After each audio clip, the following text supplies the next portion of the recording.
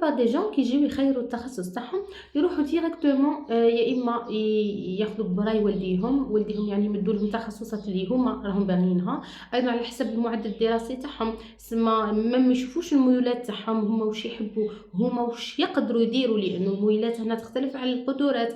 سما تحس انه، وهنا نهضر على وجه التحديد على طلبة البكالوريا، لانه التوجهات تبدا من مرحلة البكالوريا كي ينجحوا في الباك، ومن بعد يطلعوا الجامعة ويزيدوا من بعد يختاروا التخصص اللي من بعد راح يخدموا به.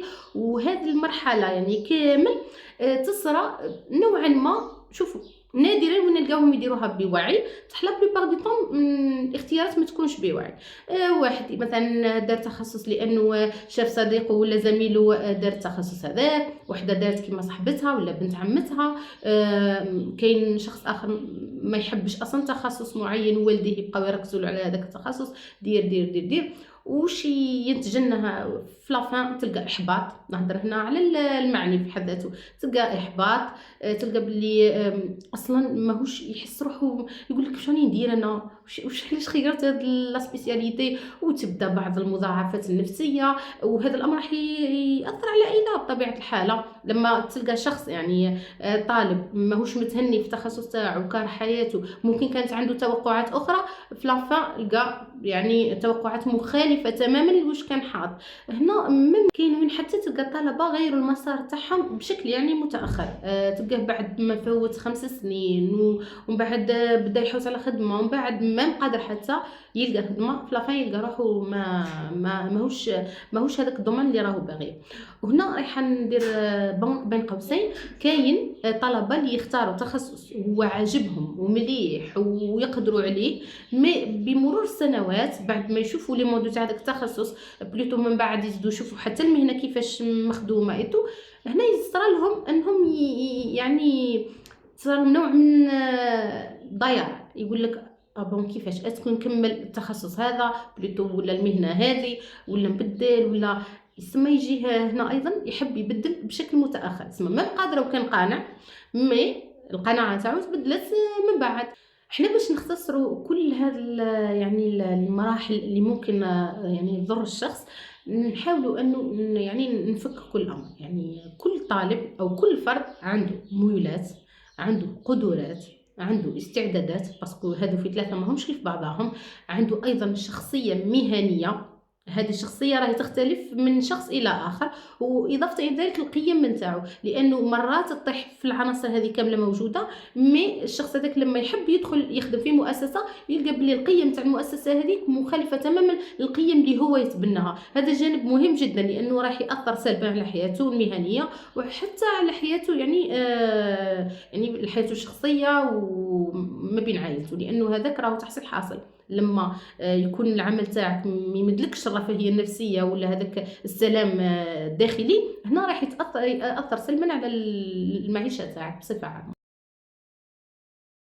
اول حاجه لازم تعرف يعني الشخصيه نتاعك، اسكو انت تشوف روحك اجتماعي، اسكو نوعا ما انت انطوائي، اسكو تحب تخدم في بيئه يعني حيويه ولا بيئه تكون هادئه جدا، اسكو انت من لو جونغ اللي يحب المخاطره وتحب الاندفاع وتحب تجرب، تحب بكا تنيغوسي تنافيغي، ولا انت من لو جونغ نو تحب تتعامل مع الارقام، يعني تحب تخدم بيديك بوكو بلوس، يعني الكوتي الحرفي. اسمع هذو الجوانب كامله في شخصيتك لازم تكون عندك فكره عليها. مرات كاين بعض يقول لك كيفاش نعرف، انا ما نعرفش روحي. تقدر تسقسي العباد اللي يعرفوك، سواء الاصدقاء ولا العائله ولا اي شخص اخر. شتو هذيك الجانب هذاك اللي يجي ويشكرك العباد عليه، مثلا يقول لك يا ما شاء الله عرفت تهضر في ليفينمون هذاك وتبريزونتي، عندك قدره وثقه بنفس كبيره. هنا الجوانب هذه ما تتجاوزوهاش، خذوها بعين الاعتبار، لانها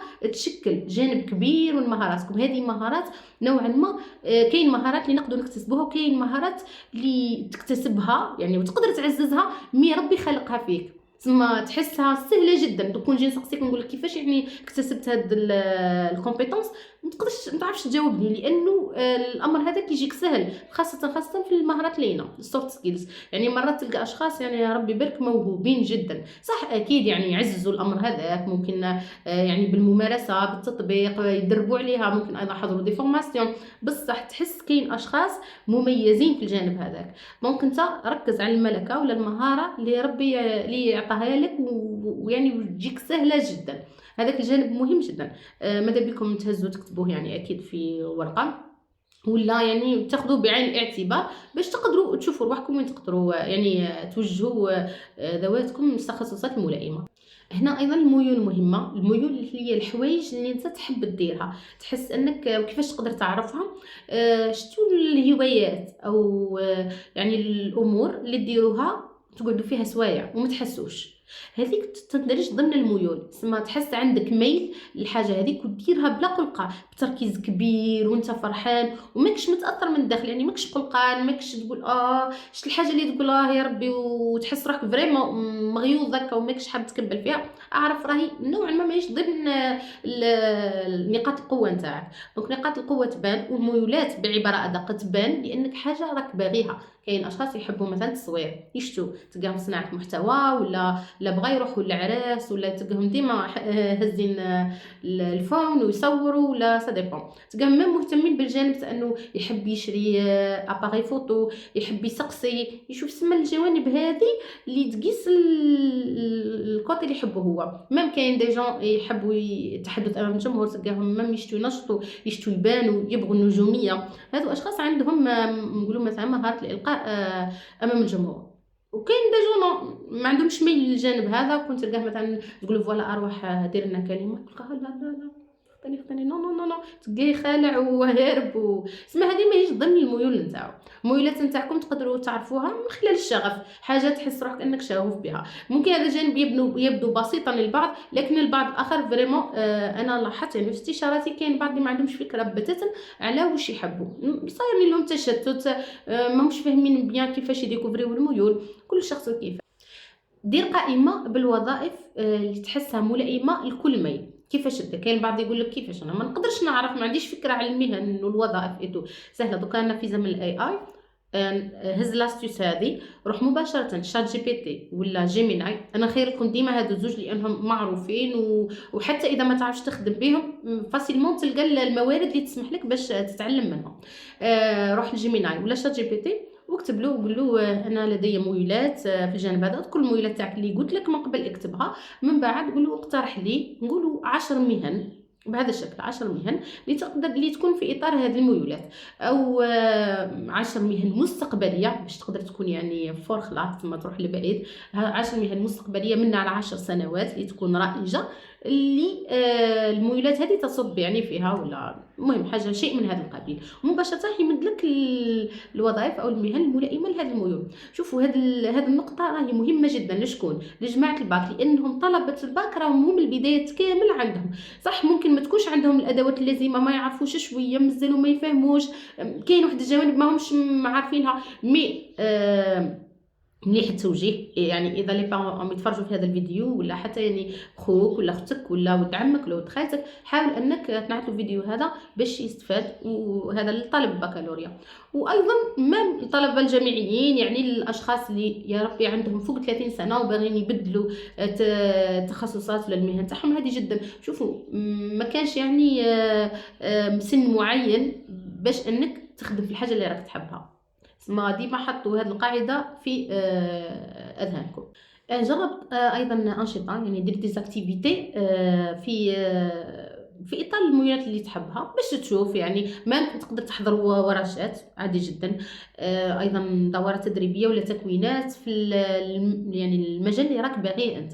علاش؟ هنا باش تشوف روحك شتو البدايات لما تجرب حوايج وتسيها، تشوف يعني اذا الحوايج هذيك فريمون بقى هذاك الشغف مستمر، ولا حسيت باللي فوالا نو هذاك برك هذاك ميل من الميولات اللي عندي بزاف لقدام حاجه، ممكن تشوف جانب اخر يقدر يخرج عليك خير وخير. سما الانشطه هنا راهي مهمه جدا باش تشوف اذا هذاك النشاط ولا بليتو هذاك التخصص او المهنه اللي رايحه تكون في اطار هذاك التخصص انت تقدر يعني تقعد فيها مده لا باس بها ولا لا. حنا ما نقولوا لكمش لازم مهنه اللي تقعد فيها 30 سنه ولا، خاصه درك حاليا مع الاي اي كيظهر والسنوات اللي رايحه تجي مستقبلا راح يكون فيها تغيير. نعطيكم واحد المعلومه، انه رايحه المهن تعود فيها متغيره. واش راح يعود العبد يدير؟